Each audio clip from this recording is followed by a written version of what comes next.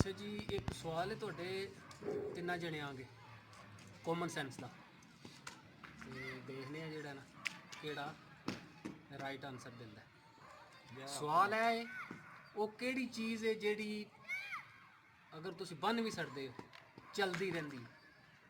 ਪਹਿਲਾਂ ਤੁਸੀਂ ਦੱਸੋ। ਨਹੀਂ ਮੇਰੀ ਸਮਝ ਚ ਨਹੀਂ, ਤੁਸੀਂ ਉਹ ਭਾਈ ਨਹੀਂ, ਕੋਸ਼ਿਸ਼ ਕਰੋ ਨਾ। ਮੇਰੇ ਭਾਈ ਨੇ ਇਹ ਦੱਸਣਾ। ਹਾਂਜੀ ਅਸਰ ਸਾਹਿਬ, ਉਹ ਤੁਸੀਂ ਕਿਹੜੀ ਇਹਦੇ ਚੀਜ਼ ਲੜਾਓ ਹੈ? ਨਾ, ਕਿਉਂਕਿ ਸਾਡੇ ਤੋਂ ਤੁਸੀਂ ਵੱਡੇ ਹੋ, ਉਮਰ ਮੇਰਾ- ਗਾਲੀ ਜੇ ਤੂੰ ਤਜਰਬਾ ਭਾਈ ਤੁਹਾਡਾ। ਪੜ੍ਹੇ ਲਿਖੇ ਹੋ, ਤੁਸੀਂ ਪੜ੍ਹੇ ਗੱਲ ਲਿਖੇ ਕਰੋ। ਦੀ ਨਹੀਂ ਗੱਲ ਹੁੰਦੀ, ਗੱਲ ਮੇਰੇ ਦਿਨ ਦਿਮਾਗ ਚ ਗੱਲ ਦੀ ਆਈ ਤੇ ਹੁੰਦੀ ਮੈਂ ਹੈ। ਜ਼ਰੂਰ ਕਰਾਂਗਾ। ਕੋਈ ਮੇਰੇ ਐਸਾ ਦਿਨ ਬੰਦਾ ਚ ਆਈ ਹੁੰਦਾ ਨਾ, ਹੈ ਜ਼ਰੂਰ ਕਰਾਂਗਾ। ਜਿਹੜਾ ਜਨਾਬ ਪੜ੍ਹੇ ਲਿਖੇ ਤੋਂ ਬਗੈਰ ਵੀ ਦਿਮਾਗ ਉਹਦਾ ਕੰਮ ਕਰਦਾ। ਤੇਜ਼ ਹੁੰਦਾ ਭਾਈ, ਹੈ। ਉਹ ਤੇਜ਼ ਗੱਲ ਹੁੰਦਾ। ਤੁਹਾਡੀ ਇਸੇ ਤਰ੍ਹਾਂ ਹੀ ਹੈ। ਮੈਂ ਇਹ ਗੱਲ ਨਹੀਂ ਆਖਦਾ ਤੁਸੀਂ ਗੱਲ ਗਲਤ ਕਰਦੇ ਹੋ। ਜੀ ਪਰ ਮੈਂ ਤੁਹਾਨੂੰ ਦੱਸਿਆ ਭਾਈ, ਜੇ ਮੇਰੇ ਅਕਲ ਵਿੱਚ ਆਈ ਤੁਸੀਂ ਆਪਣੇ ਹਿਸਾਬ ਅੱਛਾ ਤੇ ਭਾਈ ਜੀ ਦੱਸੋ। ਦੱਸੋ, ਤੁਸੀਂ ਇਹ ਗੱਲ ਬੱਦੀ ਚੀਜ਼ ਕਿਹੜੀ ਚੀਜ਼ ਨਾਲ ਬੱਦੀ ਹੋਵੇ?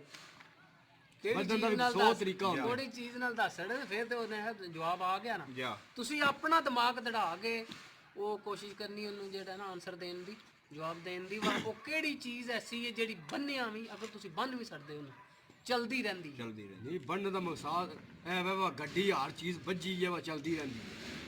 ਗੱਡੀ ਬੰਨ ਛੜੋ, ਉਹ ਹੁਣ ਉਹ ਤੇ ਨਹੀਂ ਨਾ, ਜਿਹੜੀ ਚੀਜ਼ ਚਲਦੀ ਰਹਿੰਦੀ ਉਹਨੂੰ ਵੀ ਤੁਸੀਂ ਜਿਹੜੇ ਆਪਣੇ ਬੰਨ ਹਿਸਾਬ ਛੱਡਣਾ, ਨਾਲ ਗੱਡੀ ਨੂੰ ਬੰਨ ਛੱਡਣਾ ਤੇ ਫਿਰ ਉਹ ਚੱਲ ਤੇ ਨਹੀਂ ਸਕਦੀ। ਚੱਲ ਤੇ ਨਹੀਂ ਸਕਦੀ, ਉਹ ਤੇ ਸਟਾਰਟ ਰਹੀ ਨਾ ਬਸ, ਉਹਨੇ ਚਲਦਿਆਂ ਰਹਿਣਾ। ਜਜ਼ੇਨ ਜਾਣਦਾ ਠੀਕ ਨੇ ਕਿ ਅਗਲੇ ਵਾਰ ਉਹਨੇ ਆ ਕਰ ਹਾਂਜੀ ਸਕਦਾ। ਤੂੰ ਦੱਸ ਕੋਈ। ਇਹਨਾਂ ਜ਼ੇਨ ਉਹਨੇ ਹੈ ਨਹੀਂ ਦੇ।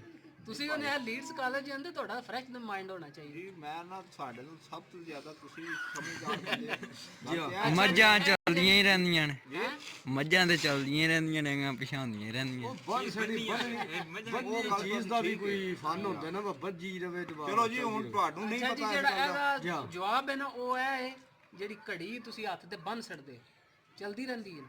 ਜੀ ਬਿਲਕੁਲ ਚਲਦੀ ਰਹਿੰਦੀ। ਠੀਕ ਹੈ, ਸਹੀ ਹੈ ਜੀ। ਸਹੀ ਆਨਸਰ ਹੈ। ਬੜੀ ਅੱਛਾ ਮੇਰੇ ਖਿਆਲ ਨਾਲ ਝਾੜ ਦਾ ਤੁਸੀਂ ਜਿਹੜਾ ਨਾ ਬੜੀ ਗੱਲ ਹੈ, ਬੜੀ ਗੱਲ।